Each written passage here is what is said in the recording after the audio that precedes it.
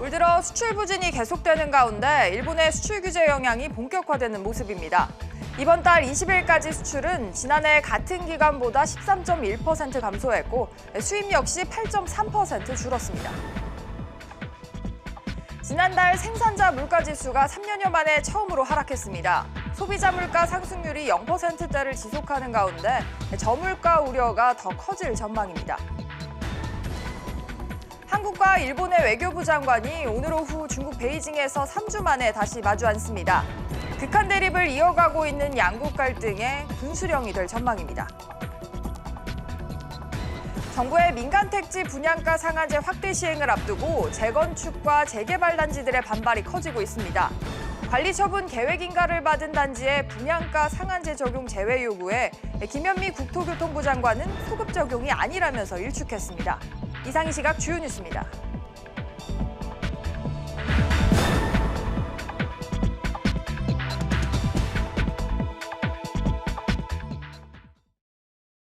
시청자 여러분 안녕하십니까? 뉴스 시작합니다. 이번 달 들어서 어제까지 수출이 반도체 등의 부진으로 감소세를 이어가고 있습니다. 이런 추세라면 8월 전체 월간 수출도 지난해와 비교해서 줄어들 공산이 큰데요. 이렇게 되면 수출은 9개월 연속 마이너스를 기록하게 됩니다. 자세한 소식은 취재기자 연결하겠습니다. 신윤철 기자. 네, 신윤철입니다. 네, 수출이 좀처럼 살아나지 않는 모습인데요. 이달 수출 성적은 구체적으로 어떻게 나왔습니까? 네, 이달 1일부터 20일까지의 수출은 249억 달러, 수입은 267억 달러로 전년 동기 대비 수출은 13.3%, 수입은 2.4% 감소했습니다. 전월 대비로는 수출은 12%가 줄었고 수입도 7% 가까이 감소한 건데요. 수출은 무선통신기기가 58%, 선박이 180% 증가했지만 주력 수출 품목들이 부진을 면치 못했습니다. 특히 반도체는 전년 동기 대비 30%가 줄었고 석유 제품도 20% 넘게 감소했습니다. 수입 품목별로는 승용차와 정밀기기가 각각 45%, 14% 증가했습니다. 네, 최근 상황을 보면 아무래도 일본의 수출 규제가 우리나라의 수출입에는 어떤 영향을 미칠지가 큰 관심을 끌고 있죠. 어떻습니까? 네, 주요 수출 국가인 중국과 미국, EU, 일본으로부터의 수출은 모두 줄었습니다. 특히 일본은 13% 넘게 수출이 줄었고요. 일본으로부터의 수입액은 유독 많이 줄었습니다. 일본으로부터의 수입액은 전년과 비교해 8.3%가 줄어 일본의 수출 규제 여파가 이어지고 있음을 시사했습니다. SBS CNBC 신윤철입니다. 국내 생산자가 시장에 공급하는 상품과 서비스 가격을 생산자 물가지수라고 하는데요. 이 지수가 지난달에 하락세로 돌아선 것으로 나타났습니다. 시차를 두고 소비자 물가지수에도 반영이 되는 만큼 저물가 심화 우려가 커지고 있다고 합니다. 취재기자 연결해서 알아보죠. 김성현 기자. 네, 김성현입니다. 네, 전반적인 저물가 상황인데 생산자 물가지수도 하락 반전을 했습니다. 이게 얼마만입니까? 네, 33개월 만에 하락세로 돌아섰는데요. 한국은행은 지난달 생산자 물가지수는 103.55로 지난해 같은 기간과 비교해 0.3% 하락해 지난 2016년 10월 이후 33개월 만에 하락세로 돌아섰다고 밝혔습니다. 품목별로 살펴보면 공산품과 농림수산품의 생산자 물가 하락세가 눈에 띄는데요. 공산품 생산자 물가는 지난해 같은 기간보다 1.5% 내려 지난 2016년 9월 이후 최대폭으로 내렸습니다. 공산품 중에서도 석탄, 석유 제품이 8.3% 하락해 가장 낙폭이 컸습니다. 농림수산품 생산자 물가는 지난해 같은 기간보다 4.5% 하락하며 지난 2013년 10월 이후 최대폭으로 하락했습니다. 농림수산품 중에서는 축산물과 농산물의 하락세가 두드러졌습니다. 반도체의 가격 하락세도 이어지고 있는데요. 반도체를 의미하는 D램의 생산자 가격은 1년 전보다 48.8% 하락하며 거의 반토막 났습니다. 네, 이렇게 생산자 물가가 하락한 배경은 어떻게 봐야 될까요? 네, 우선 국제 유가가 하락세로 돌아선 여파가 커 보입니다. 지난달 국제 유가는 지난 같은 기간보다 13% 이상 하락한 것으로 나타났는데요. 이에 따라 국제 유가 영향을 강하게 받는 석탄, 석유 제품과 화학 제품 생산자 물가가 급격히 떨어졌습니다. 올해 여름철 폭염이 지난해보다 심하지 않았던 점도 생산자 물가 하락에 영향을 준 것으로 보입니다. 지난해 7월 당시에는 극심한 폭염으로 농축수산물의 가격이 비쌌지만 올해 7월에는 지난해 수준의 폭염이 이어지지 않으면서 비교적 농림수산품 가격이 안정된 것으로 보입니다. SBS CNBC 김성현입니다.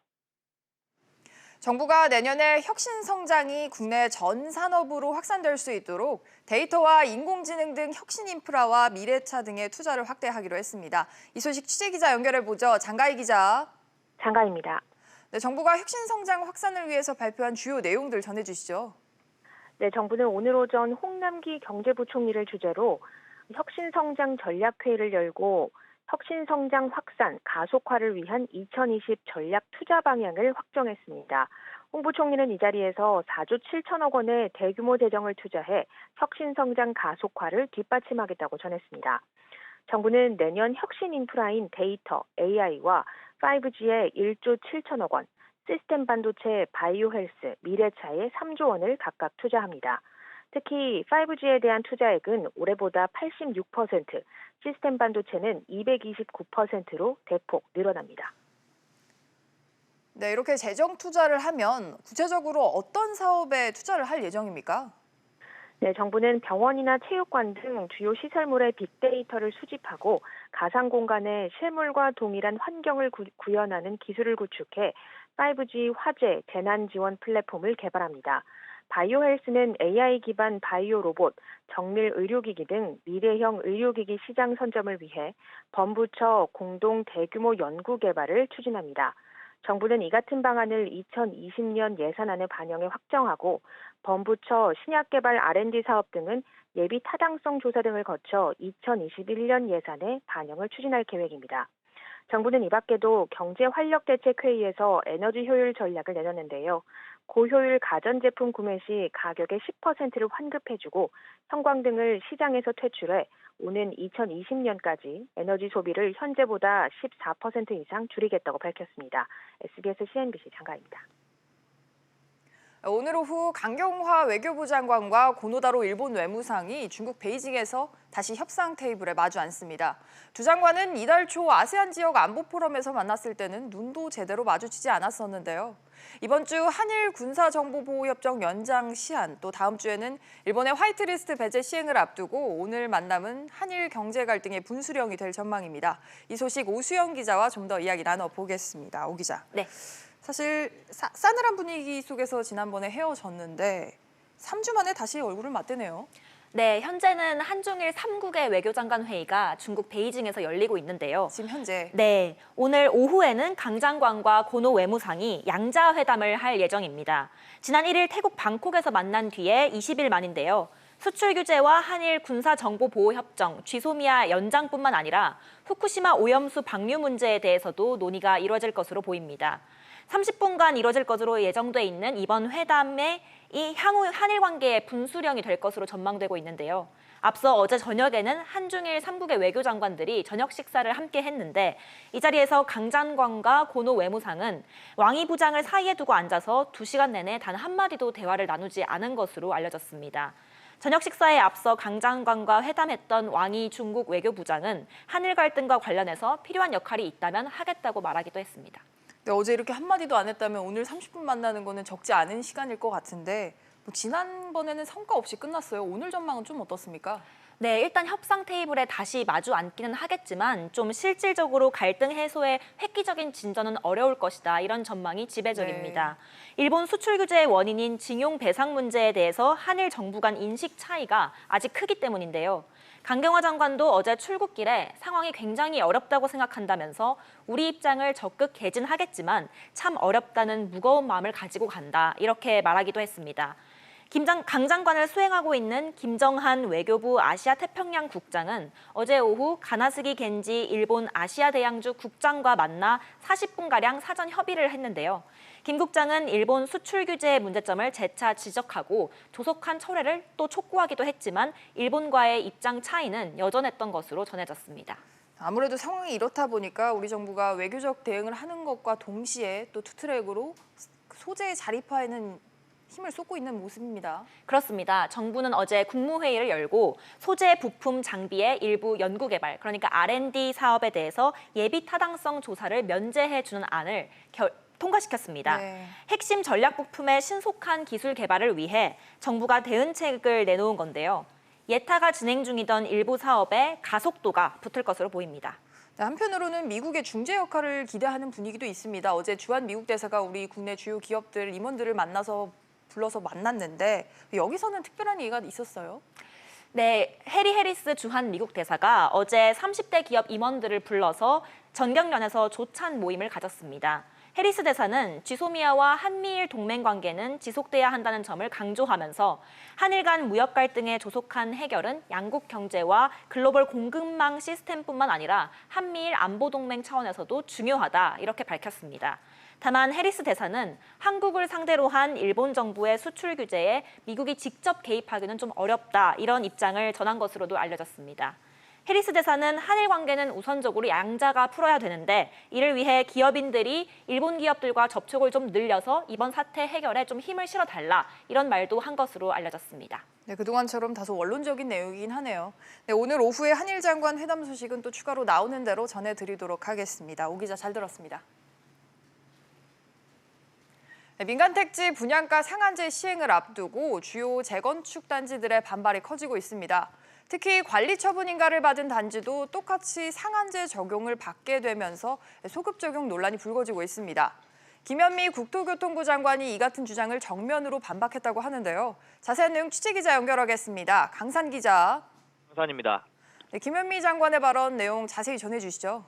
네, 김 장관은 어제 국회 국토교통위 전체회의에 출석해 법률적으로 유권 해석을 다 받았다며 소급 적용에 해당하지 않는다고 말했습니다.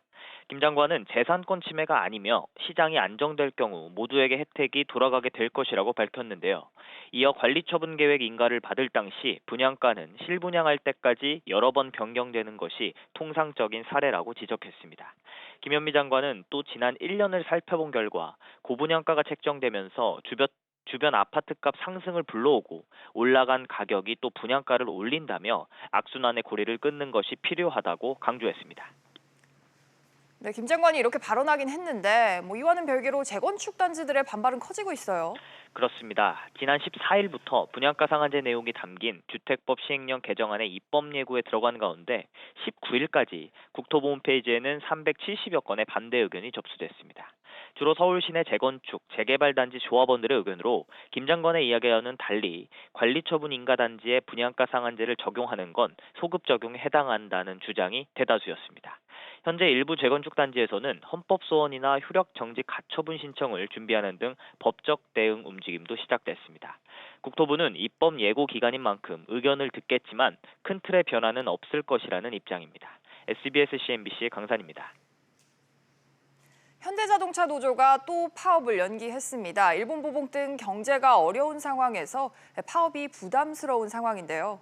오늘 예정된 금속노조 총파업 동력에도 영향을 미칠 수밖에 없을 것으로 예상됩니다. 자세한 내용 취재기자 연결해 보겠습니다. 이한나 기자. 네, 이한나입니다. 네, 현대차 노조가 파업을 다시 미뤘어요. 네, 현대차 노조는 어제 열린 2차 중앙쟁의 대책위원회에서 사측과 오는 27일까지 일주일 더 집중 교섭을 하기로 했습니다. 파업 여부는 교섭이 끝나는 27일 이후 다시 논의하기로 했습니다. 현대차 노조는 지난 13일 열린 1차 회의에서도 교섭 기간을 일주일 연장했었는데요. 미중 무역 분쟁, 일본 수출 규제 등으로 노조가 파업에 부담을 느끼는 것으로 보입니다. 네, 그럼 오늘 금속노조 총파업에는 참여하지 않는 겁니까?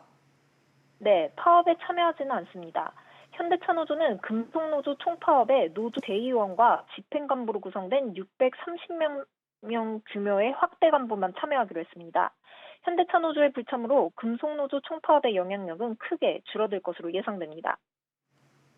네, 그런데 반면에 조선업계에서는 현대중공업 노조가 금속노조 총파업에 참여한다고요?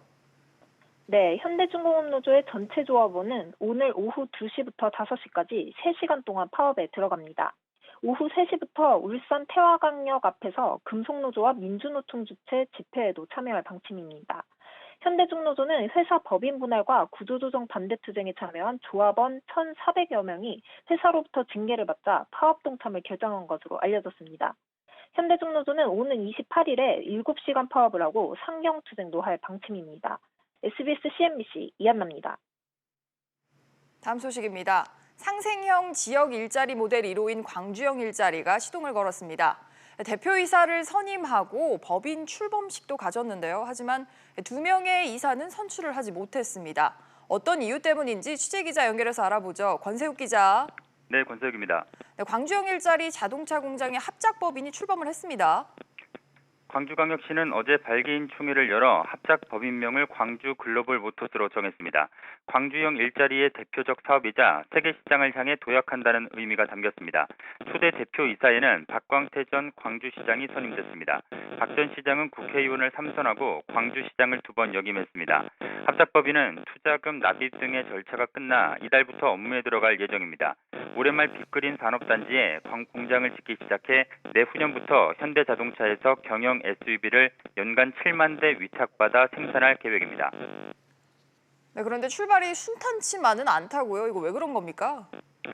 발기인 총회에서는 광주 글로벌 모터스의 이사 3명도 선임될 예정이었습니다. 하지만 박광태 대표이사를 뺀 나머지 2명은 선정되지 못했습니다. 2대 주주인 현대자동차가 추천한 인사를 노동계가 반대해서인데요. 노동계는 현대차 임원 출신인 인사가 반노동적 성향을 갖고 있어 선임하면 안 된다는 입장입니다. 이런 의사를 전하기 위해 한국노총 광주본부 의장은 발기인 총회에 불참했습니다. 앞으로도 문제입니다. 광주시 쪽에선 합작법인을 통한 전기차 생산을 기대하고 있습니다. 하지만 현대차 입장에서는 노동조합과 논의해야 할 사안이라 갈등의 소지가 있습니다. SBS CNBC 권세욱입니다. 공정거래위원회 사건 3건 중 2건은 처리 기간이 최소 1년 이상 걸리는 것으로 나타났습니다. 국회 정무위원회 보고서에 따르면 지난해 공정위가 시정명령 이상 처분을 부과한 사건 365건 가운데 60.8%는 접수일로부터 조치일까지 1년 이상이 걸렸습니다. 보고서는 또 공정위가 지난해 국제담합 사건을 공소시 후 2, 3개월 앞둔 시점에 고발하거나 마감에 임박해 조사했다는 점을 지적하면서 신속하고 효율적인 처리가 필요하다고 강조했습니다. 최저임금 시행령 개정에 따라서 대기업의 80%가 임금 체계를 개편했거나 앞으로 추진 중인 것으로 나타났습니다. 어떤 상황인지 취재기자 연결해서 알아보죠. 오정인 기자. 네, 오정인입니다. 네, 오 기자, 얼마나 많은 대기업들이 임금 체계를 개편했습니까? 네, 한국경제연구원은 올해 최저임금 시행령 개정에 따라 임금 체계를 개편한 대기업은 63.4%, 개편을 검토 중인 기업은 15.8%였다고 오늘 발표했습니다. 고임금 근로자들도 최저임금이 급격하게 오르고 최저임금 기준 시간이 늘면서 대기업들도 임금 체계를 개편했다고 분석했습니다. 네, 그런데 기업 입장에서는 이렇게 임금 체계를 개편하는 게 결국은 인건비 부담 때문이겠죠? 네, 그렇습니다. 최저임금 위반 요인을 해소하다 보니 기업 입장에서는 통상임금 부담이 증가했다는 겁니다. 실제로 한경연 조사에서 인건비 부담 가중이 됐다고 답한 기업이 50.5%, 절반을 넘었습니다. 또 임금 체계 개편에 대한 노조 반대가 심했다는 곳도 18.6%로 나타났습니다. 최저임금 위반을 피하기 위해 정기 상여금을 매월 지급하도록 변경하면서 노사 간 갈등이 심했던 것으로 풀이됩니다. 네, 그렇다면요, 기업들이 임금 체계를 개편하면서도 부담을 줄일 수 있는 방안은 없을까요? 임금 체계 개편과 관련해 응답기업의 37.5%가 정부가 세제 혜택 등 인센티브를 제공해야 한다고 답했습니다. 한경영 관계자는 호봉급 위주에서 직능급 위주 임금 체계로 개편해야 한다고 설명했습니다. 현재 대기업 임금 체계 가운데 호봉급이 63.4%로 가장 많았습니다. SBS CNBC 오정인입니다. 올 하반기 대기업의 수시 채용 비율이 지난해보다 늘어나는 반면 공개 채용은 줄어들 거란 조사 결과가 나왔습니다. 인크루트가 700여 개 상장사를 대상으로 올해 하반기 대졸 신입사원 채용 방식을 조사한 결과 공개 채용 비중은 56.4%로 지난해보다 11.2%포인트 줄었습니다. 반면 수시 채용 비율은 지난해 하반기 11.8%에서 올해 하반기 24.5%로 2배 이상 늘었습니다. 다음 소식입니다. LG전자가 미래 먹거리로 삼고 있는 자동차 전장 사업에 대한 투자 규모를 줄이기로 했습니다. 그동안 전장 사업을 키우기 위해서 투자를 확대해왔던 것과는 다른 행보인데요. 올해 처음으로 축소를 했다고 합니다. 취재기자 연결합니다. 정윤영 기자. 네, 정은영입니다. 네, LG전자가 자동차 전장 사업의 투자 규모를 줄인다고요? 네, 그렇습니다. LG전자는 2013년 전장사업본부 신설 뒤 2015년부터 지난해까지 꾸준히 투자를 늘려왔습니다. 지난해의 경우 오스트리아 헤드램프 제조업체 GKW 지분인수금 약 1조 원을 제외하고 7천억 원 넘게 투자했는데요. 올해는 이보다 10%가량 줄어든 6,300억 원을 투자할 계획입니다. 지난 4월 LG전자는 사업보고서를 통해 자동차 전장 사업을 담당하는 VS 사업본부의 올해 투자 계획 규모를 8,700억 원으로 밝혔는데요. 몇 개월 만에 규모를 줄인 것입니다. 네, 기업의 핵심 먹거리 중 하나로 꼽긴 했는데 이렇게 투자를 줄인 이유가 있을까요? 네, 거래처인 자동차 업계의 상황이 좋지 않아 LG전자도 사업 속도 조절에 들어간 것으로 보입니다. 일부 완성차 업체의 구조 조정과 미중 무역 갈등 탓에 수요 둔화가 예상되고 있습니다. LG전자도 이러한 대외 환경 변화를 주시하며 안정적인 부품 공급과 신규 프로젝트의 원가 절감에 집중할 계획이라고 밝힌 바 있습니다. 네, 한편으로는 꾸준한 투자에도 불구하고 수익이 나지 않는다는 거, 이것도 전장 사업을 끌어가는데 부담으로 작용하고 있죠. 네, 맞습니다. LG전자 전장사업본부는 2015년 50억 원의 영업이익을 낸 뒤 지난해까지 계속 적자를 봤습니다. 그동안 투자에만 집중한 데다 전장사업 특성상 수익이 발생하기까지 오랜 기간이 걸리기 때문인데요. 회사 측은 흑자 전환 시점을 내년쯤으로 예상하고 있습니다. SBS CNBC 정윤영입니다. 서울에서 치매로 입원한 환자의 진료비가 1,000만 원이 넘는 것으로 조사됐습니다. 치료로 인한 의료비 부담이 늘고 있지만 치매 노인을 돌보는 시설은 여전히 부족하다고 하는데요. 자세한 내용 취재기자 연결하겠습니다. 조슬기 기자. 네, 조슬기입니다. 네, 치매 환자의 진료비가 크게 늘었다고요?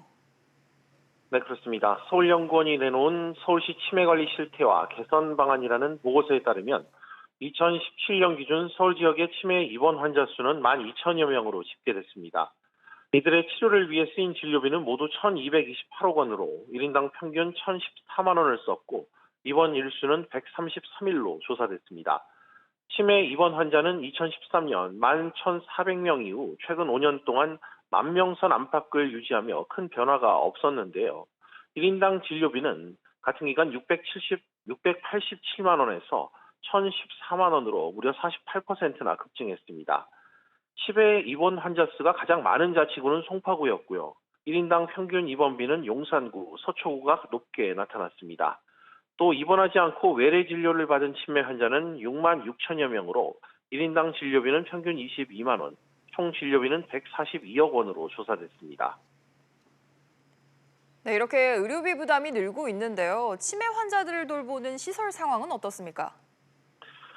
네, 여전히 부족한 모습입니다. 작년 기준 서울시 노인 요양시설은 208곳이었지만 서울시로부터 인증을 받은 요양시설은 52곳에 불과했습니다. 지자체가 운영하는 치매 안심센터의 접근성도 떨어졌는데요. 서울의 이 25개 자치구 치매 안심센터에서 지하철역까지 거리가 평균 880m로 어르신들이 역까지 걸어가기에는 다소 먼 것으로 조사됐습니다. SBS CNBC 조슬기입니다. 유튜브가 어린이용 동영상에 대해서 표적 광고를 중단하는 방안을 추진하는 것으로 알려졌습니다. 블룸버그에 따르면 유튜브는 어린이들이 볼 개연성이 큰 동영상에 대해서 표적 광고를 붙이지 않는 방안을 추진하고 있습니다. 미국 소비자단체와 사생활 옹호단체 등은 지난해 4월 유튜브가 정기적으로 표적 광고에 쓰기 위해 미성년자의 정보를 수집해왔다면서 미국 연방거래위원회에 고발한 바 있습니다. 증시 상황입니다. 국내 증시 3거래일 연속 오름세를 보여주고 있습니다. 코스피가 0.28% 오름세를 보이며 1964포인트 나타내고 있고요. 코스닥 같은 경우에는 어제 600포인트 위로 드디어 올라왔는데요. 현재 1.25% 오름세를 보이며 614포인트 나타내고 있습니다. 오늘 눈에 띄는 종목들 함께 살펴보시죠. 오늘은 효성그룹주에 주목을 해보셔야겠습니다. 효성그룹이 탄소 섬유에 1조 원을 투자한다는 소식이 있었는데요. 문재인 대통령이 어제 효성 공장을 방문하기도 했었죠. 효성 첨단 소재 현재 6.3% 급등하고 있고요. 효성 역시 2.3% 오름세를 보이며 88,200원에 거래되고 있습니다. 문재인 대통령이 이렇게 효성을 찾아서 소재 국산화를 강조했는데 이 영향으로 솔브레인도 강세를 보여주고 있습니다. 3% 오름세를 보이며 74,200원에 거래가 되고 있고요. 현대차는 보합권에서 거래가 되고 있습니다. 노조가 파업을 다시 미루면서 하락 반전한 것으로 보입니다. 마지막 종목으로는 삼성전자가 있습니다. 삼성TV 점유율이 6년 만에 최고를 기록했다고 합니다. 여기에 더해서 갤노트 10의 첫날 개통량이 무려 16% 증가했다고 하는데요. 오늘 0.34% 소폭 상승세를 보이며 44,600원에 거래되고 있습니다. 지금까지 증시 상황이었습니다. 오늘 준비한 소식은 여기까지입니다. 시청해주신 여러분 고맙습니다.